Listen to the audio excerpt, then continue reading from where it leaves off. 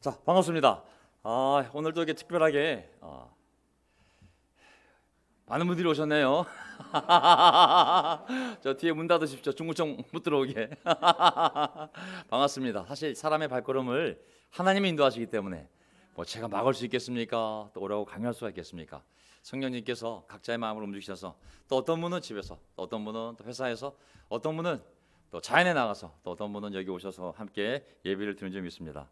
오늘 또 특별하게 어머니 간병을 위해서 한국에 왔지만 하나님의 뜻을 또 깨닫고 인간으로서 어머니께 또 공경을, 또 하나님의 자녀로서 하나님께 예배를 잘 드리고 있는 우리 준철 씨 성찬 메시지가 또 많이 와닿습니다.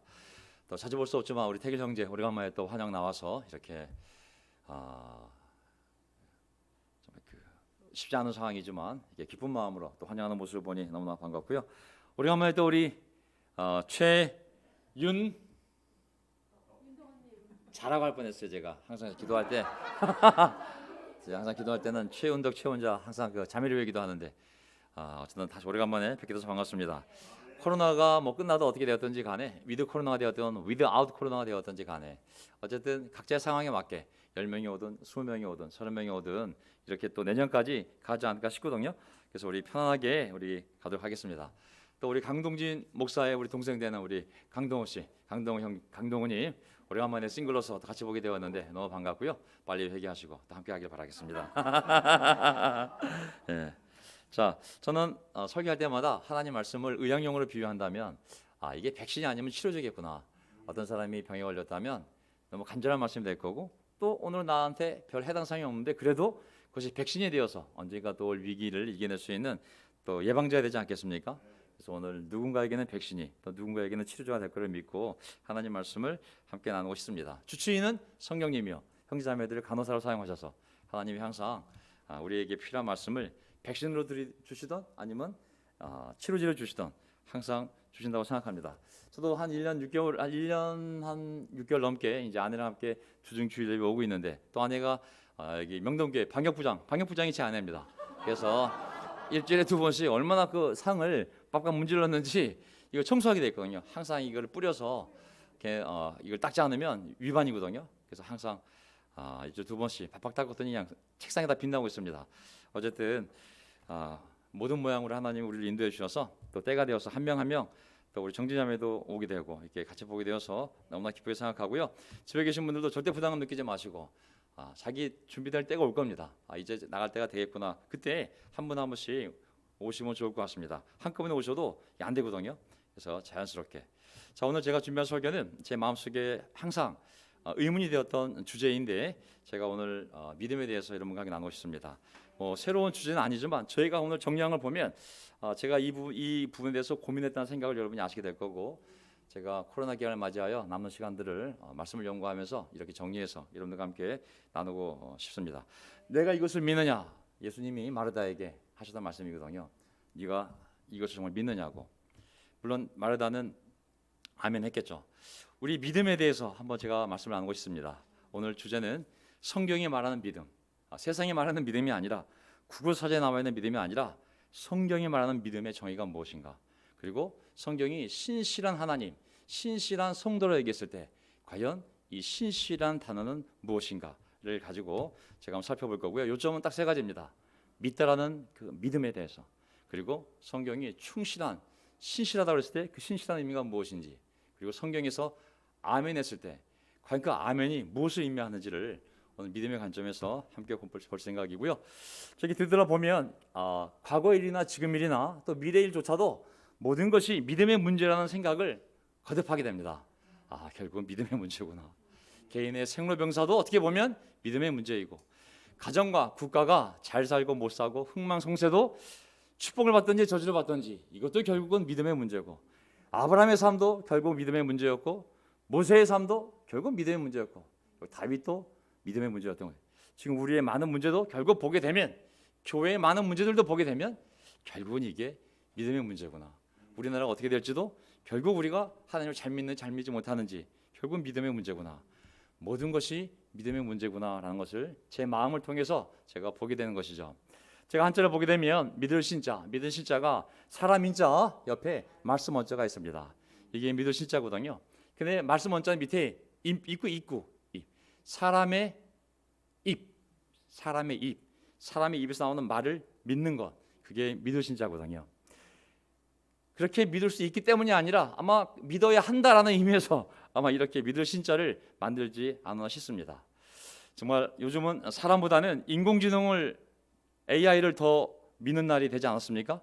정치인들도 못 믿고 믿을 만한 존경할 만한 사람들도 사회 안에서 점점 사라져가고 있습니다.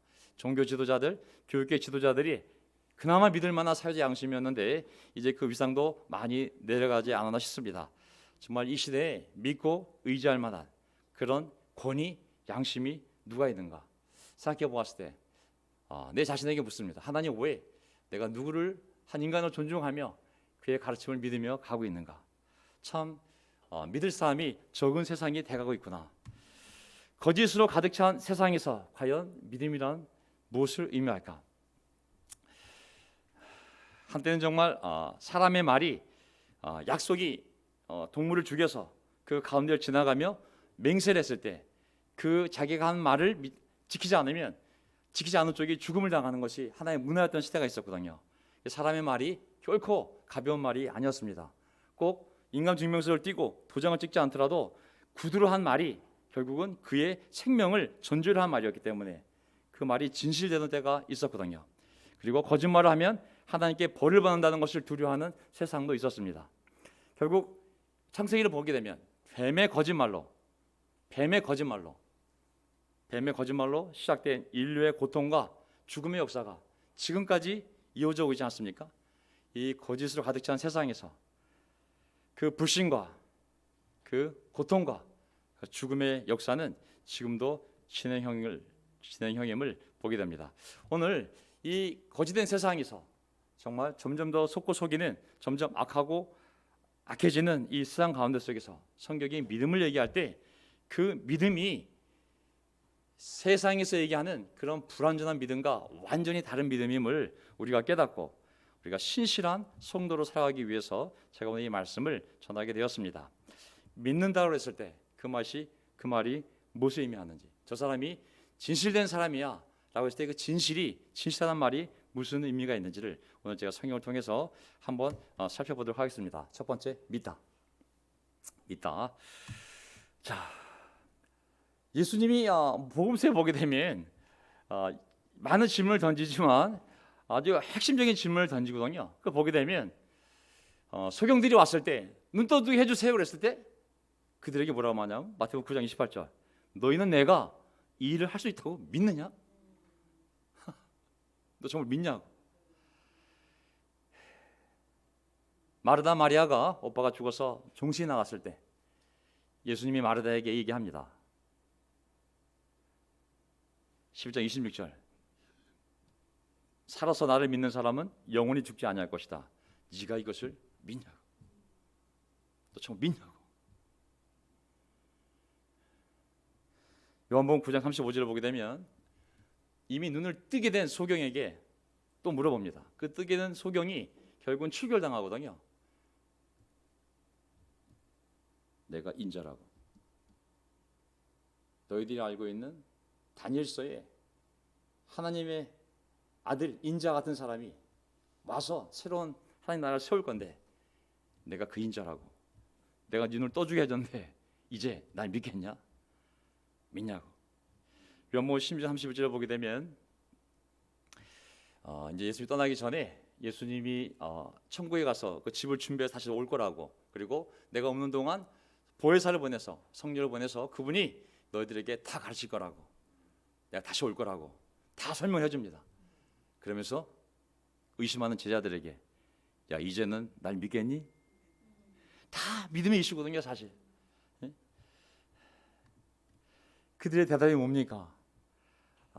아이를 데려왔던 그 아버지의 대답 보십시오. 그 아이 아버지는 큰 소리 외쳐 말했다. 마가복음 9장 24절, 내가 믿습니다. 믿음 없는 나를 도와주십시오. 아이를 낳게 하는 이슈가 결국은 다른 문제가 아니라 믿음의 문제. 내가 믿겠다고. 내가 믿어야 아이를 낳을 수 있겠는데 믿음 없는 저를 도와주십시오. 요한복음 11장 27절, 마르다가 뭐라고 대답합니까? 예, 주님은 세상에 오실 그리스도이시며 하나님의 아들이심을 내가 믿습니다. 다 그 기적의 전제 조건이, 치유의 전제 조건이 다 믿음인 거예요. 요한복음 12장 30절, 이것으로 우리는 선생님이 하나님께부터 오신 것을 믿습니다. 다 설명을 들었던 제자들이 아 그렇구나, 잠깐 가셨다가 천국을 준비하시고 성령님이 오시고 그리고 이렇게 해서 우리가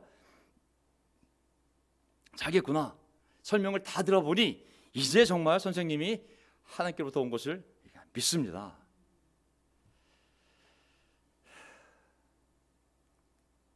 이디오피아 고관을 만난 빌립이 복음을 전했을 때, 복음이 끝나고 나서, 설명이 끝나고 나서 물이 있는 개울가를 만났습니다. 그때 사도행전 8장에 나와 있는 말씀이죠. 여기 물이 있고 네가 다 듣지 않느냐고, 네가 정말 믿는다면 너 세례받을 수 있다고. 그때 네시가 뭐라고 얘기합니까? 나는 예수 그리스도가 하나님의 아들임을 믿습니다. 그 믿음 때문에 가서 세례를 줄 수 있었거든요. 결국은 다 믿음의 문제거든요. 사실 믿기 때문에 하나님이 어떤 일을 할 수가 있는 거거든요. 믿기 때문에. 우리 안에 있는 많은 각자가 알고 있는 문제가 있지 않습니까? 어떤 형제들을 보면 도연형은 모를 거야, 맨날 목사로 설교 준비만 하고 있지, 우리 어려움을.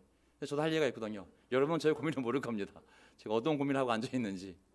하지만 어떤 문제가 되었든지 간에 결국은 다 믿음의 문제인 거거든요. 사실 사도행전 27장 25절, 사도 바울이 운명하기 전에, 자기가 사형집행 당하기 전에 결국은 무엇으로 위로할 수 있을까요? 결국은 위로의 말씀, 이 말씀밖에 없어요. 그러므로 여러분 힘을 내십시오. 나는 하나님께서 나에게 말씀하신 그대로 되리라고 믿습니다. 결국 위로는 하나님 말씀밖에 없어요. 사실은 하나님 말씀대로 하나님 우리를 구원하실 거라고, 하나님 말씀대로 우리는 천국에서 만날 거라고, 하나님 말씀대로 끝까지 하나님이 우리와 함께하며 필요한 모든 것을 공급해 주실 것이라고. 결국은 믿음만이 우리에게 위로가 되지, 다른 것들은 결국은 다 사라질 것들이거든요. 예수님께서 이제 요한복음 14장에 십자가 달려 죽기 전에 제자들을 다 모아놓고 뭐라고 말씀하십니까? 너희는 마음에 근심하지 말아라. 하나님을 믿고 또 나를 믿어라. 결국은 믿음의 문제잖아요. 여기 보면 마음에 근심하다, 이 근심하다는 단어가 저는 가장 잘못 번역된 단어 중에 하나가 아닌가 싶어요.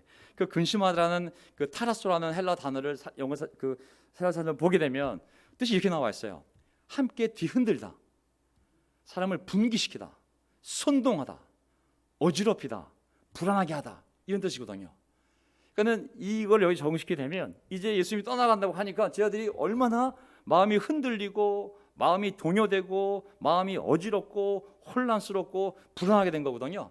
그래 간단하게 근심하다고 표현했지만 결국은 우리 마음속에 정말 얼마나 많은 온갖 가지 문제로 마음들이 혼란스럽고 동요가 되고 불안하고 어지럽고 정말 뒤흔들리고 이런 상태에서 우리의 이 모든 문제의 해결점은 결국은 믿음인 거거든요. 하나님을 믿고 또 예수 그리스도를 믿어야 되는 거거든요. 이게 안 된다면 잠시 어떤 인간적인 도움, 상황의 변화 이런 것들은 결코 그 해결책이 될 수가 없거든요. 성경을 보게 되면 창세기, 요즘 제 딸과 함께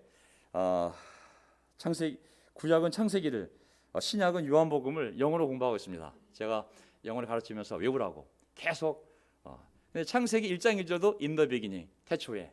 요한복음 1장 1절도 in the beginning. 똑같거든요. 태초에. 창세기 1장 1절이 하나님께서 태초에 천지를 창조하셨다. 요한계시록 22장, 성경의 맨 마지막 책, 마지막 장, 맨 마지막 구절이 뭐를 끝나냐면 아멘. 성경은 하나님이 말씀하시고 사람이 아멘 하는 것을 끝납니다. 아멘은 믿습니다거든요. 우리 인생이 믿음에 달려 있는 줄 믿습니다. 아멘. 제가 이제 구약 말씀을 통해서 또 신약 말씀을 통해서 히브리 사전이 있고 헬라 사전이 있기 때문에 제가 그 단어들을 다 모아서 과연 구약에서는 믿음을 어떻게 정의 내리고 이것이 기록되었는가, 또 신약에서는 이 믿음이 아멘이 어떻게 또 내 삶에 적용되어지고 기록되어졌는가를 정리하면서 자, 이제 구약에서 이제 이 믿음이라는 단어를 믿다라는 단어를 생각해 보면 히브리 단어 중에 아만이라는 단어, 아만에서 아멘이 온 거거든요. 아멘은 아만이라는 동사가 파생어예요, 파생어. 부사로도 쓸 수 있고. 자, 근데 이 믿다라는 단어인 아만의 뿌리가 뭐냐면 그 뿌리에 대한 개념이 뭐냐면 확실성이에요, 확실성. 왜냐하면 확실하지 않은 걸 어떻게 믿을 수 있겠어요, 그렇죠? 확고한 것을 믿은 거예요. 흔들리지 않는 거, 변하지 않는 거. 그거 분명히 그거 100% 믿을 수 있어. 그거 확실한 거야. 그거 100% 믿을 수 있어. 그거 안 바뀌어. 그거 100% 믿을 수 있어. 그게 바로 믿다라는 그 히브리어 동사의 가장 기본적인 개념인 거예요. 확실성 그리고 확고함. 그래서 그것이 동사가 되었을 때 믿다라는 동사는 맨 뒤에 나중에 그 동사가 여러 가지 변형을 하면서 해석이 달라질 때 맨 마지막에 나온 결론인 거고 그 원래의 뜻은 확실하게 하다, 확실하다, confirm, 확실하게 하다. 어떤 것이 확실할 때는 난 그걸 지지할 수가 있어요, 그렇죠? 그리고 그것이 확실하면 정말 확실한 거면 나는 그것을 진실되게 믿을 수 있고 거기에 충성할 수 있어요. 그때 내가 믿을 수 있는 거예요. 신이 확실하지 않다면 어떻게 믿을 수 있겠어요? 확실할 때, 확고할 때 우리가 믿고 신뢰하고 맡기고 때론 희생할 수도 있는 거거든요. 그래서 우리가 영어로 faith, belief, 믿음을 얘기할 때 그 근거는 확고한 하나님, 확실한 하나님, 100% 믿을 수 있는 근거가 되는 하나님이 있을 때 우리가 믿음을 얘기할 수 있는 거거든요. 하나님을 그렇게 믿는 사람은 진실하고 충실한 사람이 될 수밖에 없거든요. 하나님을 믿을 때 99% 믿는 것이 아니라 100% 믿어야 되거든요. 어떻게 하나님을 99%만 믿을 수 있겠어요? 하나님의 약속과 하나님의 언약을 저는 한 95% 믿습니다. 그거는 믿음이 될 수 없거든요. 그냥 100% 믿는 것이. 왜? 하나님이 100% 확실한 분이기 때문에 내가 100% 믿을 수밖에 없는 거거든요. 저 하나님의 말씀을 한 85% 정도 믿습니다. 그게 가능하겠습니까? 우리는 100% 하나님의 말씀을 그 진실성을 믿거든요. 그것이 이제 성경에서 어떻게 표현되냐면 하나님 자체를 그걸 근거로 해서 신실한 하나님이라고 표현을 하는 거거든요. 신명기 7장 9절을 보게 되면 그러므로 당신들은 여호와 당신들의 하나님이 참 하나님이시며 진짜 하나님이며 신실하신 하나님임을 알아야 합니다. 신실하다. 이 뿌리가 아까 얘기했던 아만이라는 동사에서 온 거거든요. 왜? 확고한, 변하지 않는. 그렇기 때문에 신실하다는 표현을 하나님께 쓸 수 있거든요. 어떻게 신실하냐면 주님을 사랑하고 주님의 계명을 지키는 사람에게는 천대에 이르기까지 그의 언약을 지킨다고. 하나님 절대 약속을 어기는 거짓말쟁이가 100% 지킨다고. 또 한결같은 사랑을 베푸시는 신실하신 아만의 변형의 하나님이심을 알아야 합니다. 하나님을 믿어야 한다는 것이 아니라 분명히 이해하고 있으라고. 하나님이 얼마나 신실한 하나님인지, 확실하고 확고한 하나님, 그 약속에 대해서 그를 사랑하는 사람에게 얼마나 분명한 축복을 천대까지 주는 분인지 알고 있어야 된다고. 그러니까 믿음이 아니라 알고 있어야 된다고. 시편 89편을 보게 되면 하나님이 그만큼 신실한 분이기 때문에 그의 약속도 그의 언약도 굳건한 것임을 알 수가 있어요. 시편 89편을 보게 되면 20절 나는 내 종 다윗을 찾아서 나의 거룩한 기름을 부어주었다. 자, 건너뛰겠습니다. 26절 그는 나를 일컬어 주님은 나의 아버지 나의 하나님 내 구원의 반석입니다 하고 말할 것이다. 28절 건너뜁니다. 그에게 내 신의를 영원토록 지키며 내 언약이 그와 함께 굳게 서리라. 굳게 서리라가 아만이에요. 아만. 확실한 거, 흔들리지 않는 거. 누가 나를 아버지라 부르고 나를 자기의 구원의 반석이라 보고 믿는다면 나는 그에 대한 언약에 대해서 99%가 아니라 100%내 언약을 지킬 거라고. 왜? 내가 하나님이라. 그런 하나님이라고. 신실한 하나님이라고. 내 약속은 신실하다고.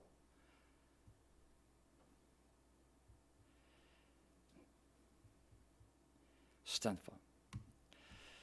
그래서 우리가 믿다라는 개념을 생각했을 때 먼저 하나님의 그 확고한 확실한 그 근거를 우리 마음속에 정말 이해하고 있다면 그런 믿음과 신뢰는 생겨날 수 있는 거거든요. 근데 그러한 이해가 없다면, 하나님에 대한 그러한 이해가 없다면 아무리 믿음을 강요하고 강조해도 우리는 그런 믿음이 생길 수가 없겠죠. 신실한, 충실한. 두 번째 포인트. 민수기 12장 7절을 보게 되면 모세에 대해서 어떻게 평가하고 있냐면 이렇게 평가하고 있습니다. 내 종 모세와는 그러하지 아니하리니 그는 나의 온 집에서 신실한 자니라. 하나님께서 모세에 대해서 여러 가지 설명할 수 있는 단어가 있는데 딱 한 단어를 썼어요. faithful. 걔 믿음이 좋아. 그게 아닙니다. 굉장히 성실해. 착해. 부지런해. 그게 아닙니다. faithful. 딱 하나 썼어요. 신실하다고. 그건 뭐냐면 그가 하나님에 대해서 다른 신들에 대해서 0.001%도 두지 않고 오직 유일한 하나님 한 분만을 믿으며 그분의 말씀에 100% 붙어있기 때문에, 확고한 하나님과 확고한 하나님의 말씀에 분명히 붙어있기 때문에 그 사람은 신실한 자라고. 성실하다, 일찍 나오고 늦게 일하고 일 꼼꼼히 하고 남 배려 잘하고 이런 캐릭터를 얘기하는 것이 아닙니다. 하나님에 대해서 얘기하는 거거든요. 신실한, 진실한, 충실한. 이 faithful이라는 영어 단어 세 가지는 한국말로 신실하다, 진실하다, 충성되다. 사무엘상 2장 35절. 나는 나의 마음과 나의 생각을 따라서 행동하는 충실한 제사장을 세우겠다. 하나님께서 하신 말씀이죠. 내가 그에게 자손을 주고 그들이 언제나 내가 기름 부어 세운 왕 앞에서 제사장 일을 보게 하겠다. 왕도 내가 그런 왕을 세우겠지만 제사장도 고를 때 여러 가지 기준이 있을지 모르겠지만 한 가지만 본다고. 충실한 제사장. 같은 faithful 단어를 쓰고 있는 똑같은 단어. 아만. 아까 확고하다. 거기서 온 단어죠. 하나님이 쓰고자 하는 자들은 여러 가지 인간적인 장점이 있을 수 있고 인간적인 약점이 있음에도 불구하고 하나님이 정말 보고 싶은 것은 진리의 말씀에 확고한 자들인 거거든요. 왜냐하면 그 말씀 안에 하나님의 마음과 뜻, 생각이 다 들어있기 때문에 그 말씀에 확고한 자가 진실되고 충실한 자요. 하나님이 그를 통해 자기의 뜻을 펼쳐나갈 수 있기 때문인 거죠. 느헤미야 9장 8절. 아브라함의 마음이 주님 앞에서, 이제 느헤미야가 이스라엘 역사를 설명하면서 이제 설교할 때 아브라함의 마음이 여호와 앞에서 진실됨을 아시고 가나안 족속들의 땅을 7족속 중 얘기 나옵니다. 그 자손에게 주시겠다고 누구와 그와 언약을 세웠습니다. 하나님이 아브라함에게 왜 그 땅을 주겠다고 언약을 했냐면 그 땅에서 이스라엘 민족이 세워지고 이스라엘 민족에서 결국은 예수 그리스도 하나님의 아들이 이 땅에 올 그 후손이 올 계통이 되는데 그 한 사람을 왜 아브라함을 택했냐면 아브라함의 충성됨이라고. 진실됨. 그의 마음이 faithful. 하나님께 충성된 것을 보시고 하나님이 그를 택했다고.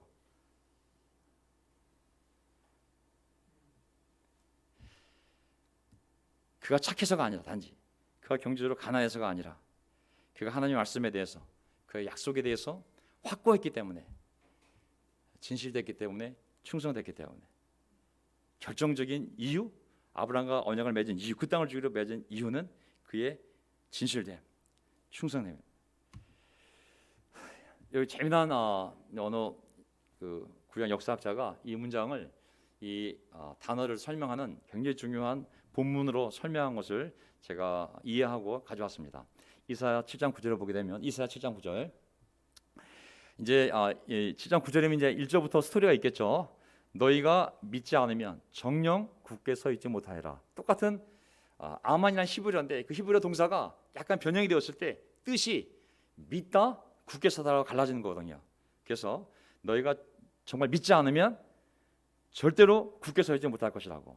확고하게. 무슨 말이냐면 그 당시에 이제 이 남쪽 유다에 아하스 왕이 있었는데 예언자가 그 당시 예언자가 이사야였어요. 근데 북쪽에 이제 북쪽을 대표하는 북이스라엘의 왕이 있었고 그리고 그 옆에 시리아라는 강대국이 있었는데 이 북이스라엘이 시리아랑 손을 잡고 남유다를 치기로 했어요.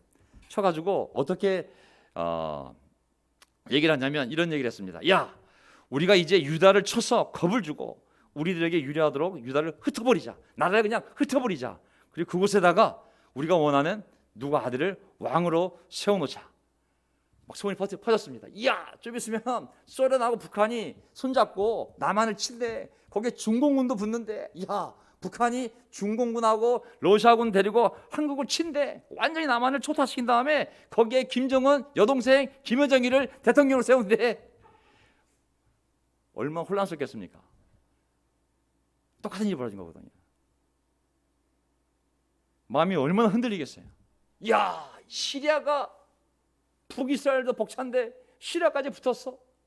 이미 연합군이 와 있어. 예루살렘 성 바깥에 있어. 다달랄랄랄랄 떨고 있었거든요, 왕이. 그때 하나님이 이스라엘 통해서 이 얘기를 한 겁니다. 야, 걔네들 계략은 성공하지 못한다. 절대로 그렇게 되지 못한다. 그래서 뭐라고 설명하냐면, 야, 그 북이스라엘 걔네 65년 되면 망할 계획이 이미 내 손 안에 있어. 시리아의 머리인 걔 왕하고 이스라엘의 머리인 그 르만하고 걔들 좀 있으면 다 죽어. 그냥 불타다만 부지깽이야. 겁낼 게 하나도 없어. 이미 내 손에 걔네들은 그냥 다 끝난 애들이야. 나만 믿어, 나만. 하나님이 하신 말씀이거든요. 너희가 믿지 않으면, 아만 하나님을 확고하게 믿지 않으면 너희가 절대로 굳건하게 서 있지 못하리라. 왜냐하면 하나님을 믿지 않고 딴짓하다가 이상한 이집트 가서 도움을 구한다든지 막 이상한 연합을 하다가 결국은 도움도 안 되는 나라들과 함께 멸망할 거거든요. 우리 삶에서 어떤 일이 벌어지든지 간에 우리가 분명히 믿어야 될 것은 이 온 우주를, 우리의 생명을, 우리 부모님의 생명을, 내 생명을, 내 자식을, 이 교회를, 이 나라를 하나님이 통치하고 있는지 믿습니다. 아멘. 우리가 그것을 믿고 우리가 서 있어야 할 자리에 말씀에 붙어서 우리가 기도하며 나아갈 때에 하나님께서 나머지는 알아서 하실 줄 믿습니다. 절대로 민주당 뜻대로 안 됩니다. 아멘. 절대로 국민의힘 뜻대로 되지 않습니다. 이 나라는 하나님의 것이지 어떤 정치와 정치인의 것이 될 수가 없거든요. 어떤 정당의 것이 될 수 없거든요. 우리는 믿음으로 기도하며 나아갈 때 하나님께서 이 나라를 인도에 가실 줄 믿습니다. 우리의 미래, 우리의 가정, 우리의 자녀도 그건 누구의 손에 있지 아니하고 하나님의 손에 그들의 생명과 미래가 있는 줄 믿습니다. 우리가 좀 믿고 우리가 영적으로 나아가면 굳건히 설 수 있지만 믿음이 흔들려서 세상적인 것에 먼저 의지하기 시작하면 반드시 흔들리고 무너질 거라 저는 확신합니다. 시편 1절 주님 도와주십시오. 경건한 사람도 끊어지고 하시드 진실한 사람도 사람 사는 세상에서 사라지고 있습니다. 진실한 faithful 정말 하나님께 붙어서 하나님 말씀을 분명히 믿고 약속을 믿고 살아가는 흔들리지 않는 그런 사람들이 점점 사라지는 세상에 우리가 살고 있는 줄 믿습니다. 아멘. 시편 31편 23절 주님을 믿는 성도들아 너희 모두 주님을 사랑하여라. 주님께서 진실한 사람은 지켜주시나. 이 말씀 믿어야 됩니다. 하나님께서 하나님과 하나님의 약속에 대해서 말씀에 대해서 충성된 자들 확고하게 흔들리지 않고 붙어있는 자들 진실한 자들을 하나님이 아시고 지켜주신다고 말씀하셨는지 믿습니다. 아멘. 사람을 의지하지 않고 먼저 하나님을 의지하고 하나님이 사용한 사람들을 우리가 찾아야겠죠. 세 번째, 아멘. 아멘. 저는 이게 왔을 때 아멘한 단어를 제일 먼저 한번 공부해보고 싶었어요. 도대체 왜 이렇게 아멘이 많은지 이 교회는. 오빠가 올라가도 아멘, 짬뽕 먹자 그래도 아멘. 도대체 아멘한 단어가 무슨 단어길래 이렇게 자, 아멘. 아까 말씀드렸죠? 이 아만이라는 단어에서 아멘이 왔다고. 자, 이 파생어예요. 아만, 확고하게 하다, 정말 지지하다, 정말 충성되다, 그리고 그렇기 때문에 믿다, 신뢰하다에서 온 단어가 바로 이 아멘이라는 단어인데, 아멘 단어는 히브리어도 아멘이요, 헬라어로도 아멘이요, 영어로도 아멘이요, 그리고 한국말로도 아멘입니다. 가끔 영어로 에이멘, 아멘이 아니라 가끔 내가 처음 미국에 왔는데 에이멘 그러더라고요. 그래서 내가 에이멘? 찾았더니 아멘이 에이멘이구만. 그래서 내가 하지만 다 아멘입니다. 아멘. 히브리어도 아멘, 헬라어로도 아멘, 한국말로도 아멘, 영어로도 스펠링으로는 아멘. 어떤 무식한 미국의 감리교 목사가 있습니다. 아주 무식한 미국의 감리교 목사가 미국 국회에 처음으로 오프닝하는 날 대표 기도를 맡았어요. 그래서 이 사람이 미국의 감리교 목사가 맨 마지막에 말도 안 되는 기도를 다 한 다음에 뭐라고 맨 마지막에 했냐면 Amen and woman. 남자와 여자. 미국 민주당은 이 성평등을 강조하는 이 젠더 구분을 없애자는 당이었기 때문에 평등을 위해서 맨만 있으면 안 되지. 여자도 있어야지. 그래서 Amen and a woman이라고 마지막에 붙였어요. 미국 너무 좋아하지 마세요. 제가 보기엔 수준이 많이 내려갔어요. 별로 이렇게 배울 게 많지 않습니다. 우리 확신을 갖고 우리의 교회를 말씀 위에 세워가면 됩니다. 수준이 많이 내려갔어요. 자, 그래서 이 아멘이라는 단어를 결국은 이 아까 아만이라는 히브리 동사의 그 뿌리되는 개념을 보게 되면 확실한 것, 정말 확고한 것에 대한 의미를 담고 있지 않겠어요? 주님 말씀에 대해서 또 주님에 대해서 그 확실함, 그 확신, 그 확고함에 대해서 자기 감정을 마음을 표현하는 거잖아요. 그래서 이제 구약에서 아멘이 어떻게 사용되는지를 보게 되면 이 아멘이가 얼마나 무서운 단어인지를 알게 됩니다. 아멘이 추임새가 아니에요. 형제들 사이사이에 아멘 우리는 거의 추임새 수준으로 아멘을 하고 있거든요. 그냥 가벼운 반응이 아닙니다. 그냥 좋지, 얼씨구 해봐 이런 컴온 이런 의미가 아니거든요. 아멘은 엄청난 단어고 무서운 단어고 강력한 구속력을 지닌 단어이거든요. 그래서 이제 그걸 찾아보도록 하겠습니다. 민수기 5장 22절. 이게 지금 모세 당시 예수님 3,500년 전에, 지금으로부터 예수님 오시기 1,500년 전이니까 이 당시의 문화 속에서 벌어진 배경이니까 자매들 이 구절에 대해서 너무 성평등에 보지 마시고 그냥 그 당시에 이렇게 아멘은 쓰였구나 하고 생각하세요. 민수기 5장 22절. 자, 저주를 불러일으키는 이 물이 너의 몸속으로 들어가서 너의 배를 부어오르게 하고 너의 허벅지를 마르게 할 것이다. 이렇게 제사장이 맹세를 시키면 그 여인은 아멘 아멘 하고 응답해야 한다. 그러면 제사장은 위에서 한 저주의 말을 글로 써서 그 쓴 물에 담가 씻는다. 무슨 말이냐면요, 이제 한 남편이 한 여자랑 살다가 남편이 제 아내가 바람을 피우는 것 같아요. 확인할 길은 없고 제사장한테 확인해보고 싶은 거예요. 그럼 제사장이 그걸 어떻게 알겠어요? 지가 탐정도 아니고 어떻게 알겠어요? 그 바람이 폈는지 안 폈는지. 그러면 그 여인 앞에 불러놓고 자, 이걸 알려주는 거예요. 자, 이제 여기 저주의 물을 네가 먹을 거라고. 자, 네가 만약에 네 남편의 의심이 거짓이었다면 지금 아무런 문제 없다고. 오히려 너는 더 잘 살 거라고. 근데 만약에 내가 이 물을 저주하고 이 물을 네가 마실 건데 네가 정말 그런 죄를 저질렀다면 이 저주가 네 몸에서 역사할 거라고. 그러니 넌 지금 빨리 그거에 대해서 동의하라고. 회개하든지 동의하든지. 근데 여인이 겁도 없이 바람을 폈는데 아멘 아멘 받았어요. 자존심 때문에. 그리고 나서 그러면 저주에 대해 쓴 말에 대해서 이러고를 써서 그 물에 다 닦아냈어요. 그러면 저주의 말이 그 물에 들어갔잖아요. 저주의 물이 된 거예요. 그 당시 성경에 나와 있는 레위기 나오는 한 여인이 간음의 혐의를 받고 있고 이제 그걸 심판해야 되는 그 제사장이 하는 일입니다. 자, 27절. 제사장이 여인에게 물을 주어 마시게 했을 때에 그 여인이 자기 남편을 배반하고 제 몸을 더럽힌 일이 있다면이에요. 저주를 불러일으키는 그 물이 그 여인의 몸에 들어가면서 여인은 쓰라린 고통과 함께 배가 부어오르고 허벅지가 마른다. 그러면 그 여인은 결의 가운데서 저주받은 자가 된다. 왜 그러냐면 물 때문이 아니라 그 여인이 아멘 아멘 했기 때문에. 내가 동의한다고. 나는 믿는다고. 하나님 해보세요. 아멘 아멘 했기 때문에. 우선 이 아멘이라는 단어는 내가 그걸 지지하고 그걸 내가 분명히 하겠다, 확고하게 하다. 아만 내가 분명히 내가 그걸 지지하고 내가 그 결과에 충실하겠다. 내가 그걸 믿고 내가 신뢰하겠다. 해봐. 그래? 아멘 아멘. 오케이. 마신. 그 말도 이루어지는 거예요. 왜? 내가 아멘 했기 때문에. 예레미야 11장. 1절. 이것은 주님께서 예레미야에게 하신 말씀이다. 이 언약의 말을 듣고 유다 사람과 예루살렘 주민에게 선포하여라. 그들에게 이렇게 전하여라. 나주 이스라엘의 하나님이 말한다.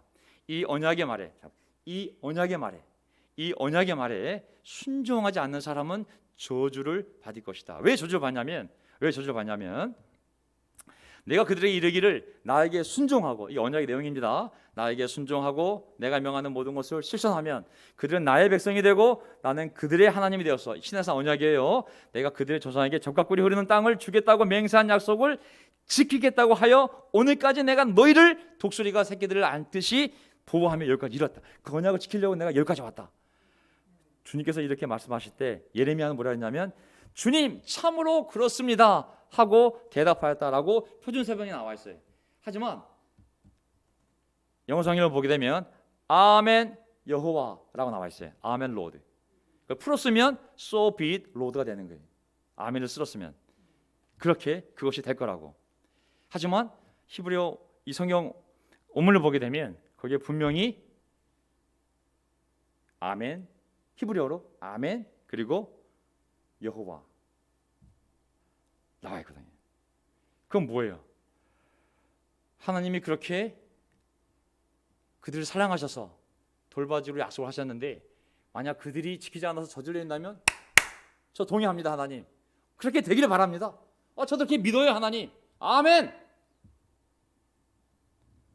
하나님의 저주의 말씀에 동의한다는 거예요. 그 일이 벌어져도 저는 할 말이 없습니다. 포로로 끌려가도 제가 아멘 했기 때문에 주님이 그렇게 하시는 것에 대해서 저는 전혀 이유가 없습니다. 아멘한 단어가 이게 무서운 단어거든요. 신명기 27장 그때의 11절 모세가 백성에게 명령하였다. 당신들이 요단강을 건넌 뒤에 이제 아직 건너기 전이니까 앞으로 건넌 뒤에 백성에게 축복을 선포하려고 그리 심산의 설 지파들 6지파를 쫙 얘기합니다. 6지파. 그 다음에 저주를 선포하려고 에발산에 설 지파들 6지파를 딱 얘기합니다. 너희 이제 가나안 땅 들어가게 되면 거기 쉐겜 지역에 2개 산이 있는데 하나는 그리심산이 있고 에발산이 있다. 자, 그리심산에 가서는 6지파를 올라가게 해서 거기서 사람들이 서게 하고 이쪽에 에발산에도 6지파가 올라가서 이제 따라가게 하라고. 14절 그리고 레위 사람들은 큰 소리로 온 이스라엘 모든 백성이 다음과 같이 외치십시오. 자, 15절 대장장이를 시켜서 주님께서 역겨워하시는 우상을 새기거나 부어 만들어 뭐뭐뭐뭐 하는 자들은 저주를 받는다 하면 모든 백성은 아멘 하고 응답하십시오. 16절 아버지와 어머니를 업신여기는 자는 저주를 받는다 하면 모든 백성은 반드시 입으로 아멘 하십시오. 계속 거기 나옵니다. 저주받는 케이스들이 26절로 건너뛰어서 결론적으로 이 율법 가운데 하나라도 실행하지 않는 자는 저주를 받는다 하면 모든 백성은 아멘 하십시오. All the people say 아멘. 아멘한 건 뭐냐면 이 중에 구두사인이에요. 구두사인. 아멘한 단어가 구두사인이에요. 구두사인. 일종의 서명이에요. 서명. 네 믿습니다. 그 일이 벌어지게 하세요. 전 동의합니다. 네, 저 책임지겠습니다. 아멘. 이 의미거든요, 사실. 축복이든 저주든 그걸 확증하는 거예요. 확증. 확실하고 그래서 분명히 확고하게 변하지 없이 내 삶에 축복이든 저주든 일어나는 것을 내가 동의합니다. 그렇게 되게 하십시오. 저 인정합니다. 하고 입으로 사인하는 것과 똑같은 거거든요. 아멘 했습니다. 아멘. 레위 사람들은 하나님의 말씀을 받은 자로서 하나님 되신 걸 낭독한 거잖아요. 아멘 하는 순간 그 구속력을 지니고 구속력을 띠고 이제 내가 속박되는 거예요. 확증 도장을 딱 찍어버리는 거예요. 하나님 말씀에.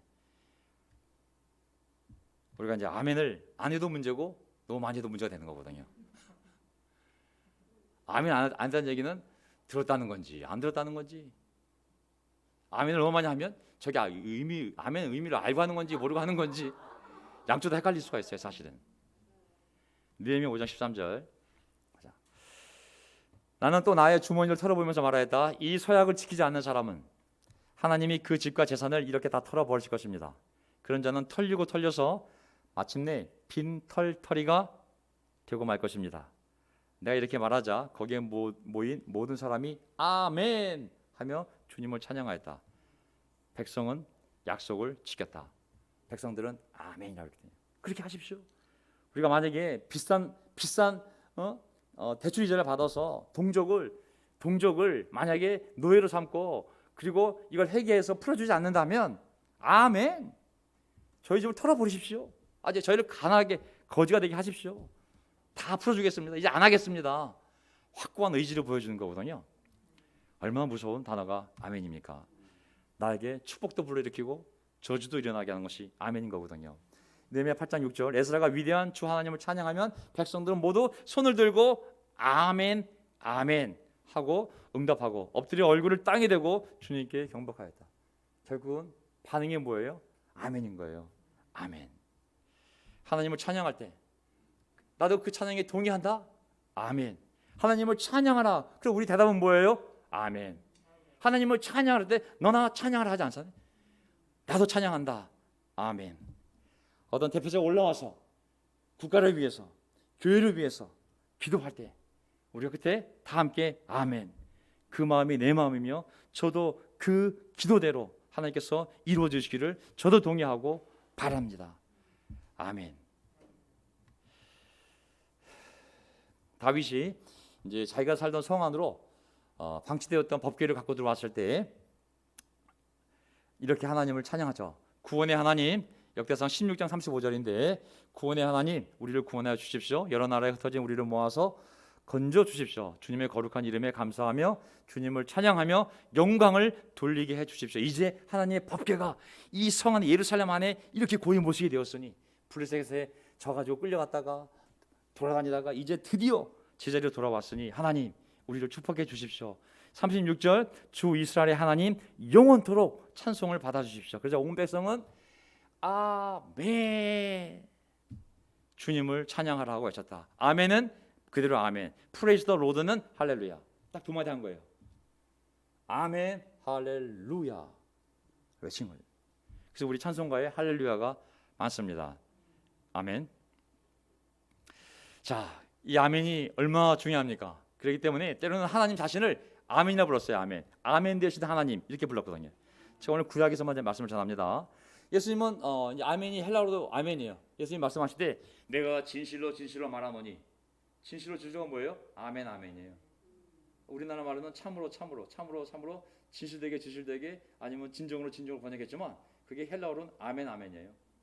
내가 아멘 아멘 말하노니 그건 뭐예요? 그건 진짜 진실이라는 거예요.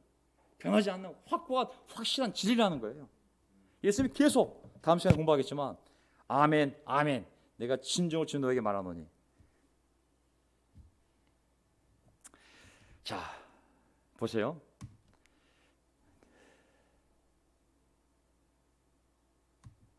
여기 이사야 65장 16절 보세요. 이사야 65장 16절 땅에서 복을 비는 사람은 아멘이신 하나님을 두고 빌며 땅에서 맹세하는 사람도 아멘이신 예수님을 두고 맹세할 것이다. 하나님의 다른 이름이 뭐예요? 아멘이에요. 아멘.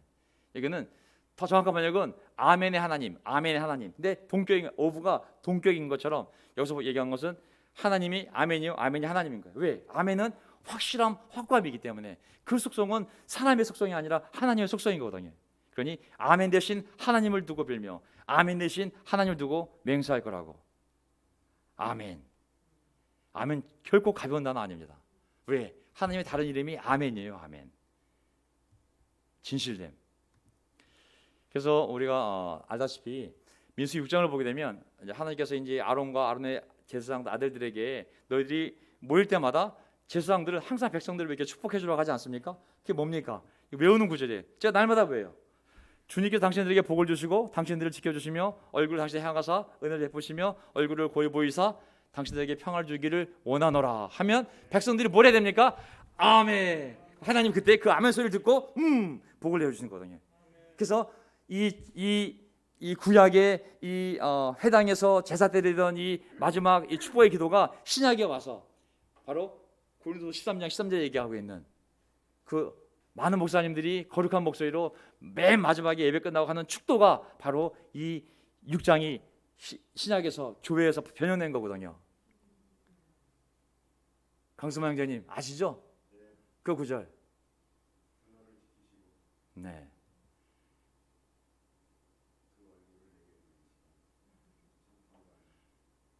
그 찬송가. 네.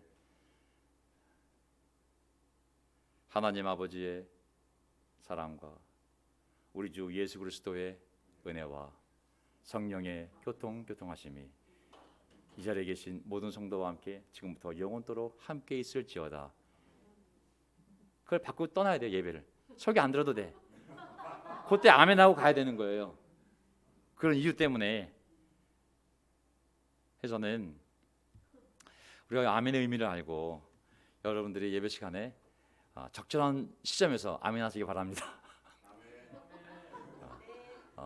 어떤 분은 어떤 형제는 올라올 때 격려하기 위해서 아멘 브라더 그러는데 그 아멘은 무슨 의미일까? 우리가 격려용으로 쓰지만 그렇죠? 어떤 나쁜 의미는 아니니까 예. 내가 이것을 믿느냐? 정말 우리가 이 질문을 받았을 때 이 질문은 95%짜리 한 85%, 99%를 의미하는 것이 아니라 전적으로 제가 확실하게 확고하게 당신을 믿습니다. 당신의 약속을 믿습니다. 그렇기 때문에 하나님께 충성할 수 있고 그렇기 때문에 우리가 진실된 사람으로 하나님 앞에 여겨지는 줄 믿습니다. 아멘. 성경에서 말하는 믿음은 바로 이 믿음을 얘기하는 거거든요. 아멘이라는 단어가 얼마나 무섭습니까? 모든 축복이 나에게, 모든 저주가 우리의 죄악으로 말미암아 일어날 수 있는 그 통로가 아멘인 것이거든요. 우리가 하나님 앞에 진실된 신앙을 갖고 아무리 코로나가 아니라 어떤 어려움이 와도 우리가 이렇게 진실된 믿음을 갖고 나아간다면 하나님의 그 무한한 능력과 하나님의 그 무한한 사랑으로 우리의 가정과 우리의 미래를 지키는 건 아무 일도 아니지 않겠습니까? 제가 병원에 갔더니 머리끝부터 발끝까지 차트가 그려져 있으면서 관련된 병들이 나오는 거예요. 무슨 병 전부. 야, 평생 이 병을 내가 의식하며 살아가야 되는구나. 이게 안 아프면 이 병이 생길 수도 있고 이 병이 아프면 이게 야, 내가 어떻게 내 몸속에 자란 걸 다 알 수 있을까? 내 DNA가 어디가 약점인지, 어디에 지금 발암물질이 자라고 있는지 내가 어떻게 알겠습니까? 하나님이 알지 내가 어떻게 알겠습니까? 의사인들 다 알겠어요. 사실은 아무리 찍어봐도 의사도 모르잖아요. 엉뚱한 거 얘기하고. 하나님만이 아시거든요. 하나님은 우리 마음을 살필 수 있거든요. examine, search. 하나님이 너의 마음을 살필 거라고. 스캔을 뜨는 분이 하나님이잖아요. 하나님이 스캔을 떠야 어디가 문제고 어디가 아프고 어디가 병이 될지 알고 있잖아요. 우리는 하나님께 진실된 삶, 그 외에는 다른 삶이 없는 줄 믿습니다. 아멘. 기도하고 그리고 마지막 찬송 부르고 우리 마치도록 하겠습니다. 하나님 아버지 감사합니다. 이 거룩한 주일날 하나님의 백성들 집에서 직장에서 그리고 이 하나님의 건물 안에서 모이게 해주시니 하나님 우리의 발걸음을 우리가 인도한 것이 아니라 성령께서 우리 각자의 삶을 여기에 인도하게 하신 줄 믿습니다. 제가 태어난 날이 제 의지로 태어난 것이 아니라 하나님의 생명 제게 기록되어져 있는 대로 태어난 날과 살아간 날들과 죽을 날이 이미 하나님의 생명 제게 기록되어 있고 하나님이 어떻게 인도하실지 이미 하나님이 모든 것을 알고 계신 줄 믿습니다.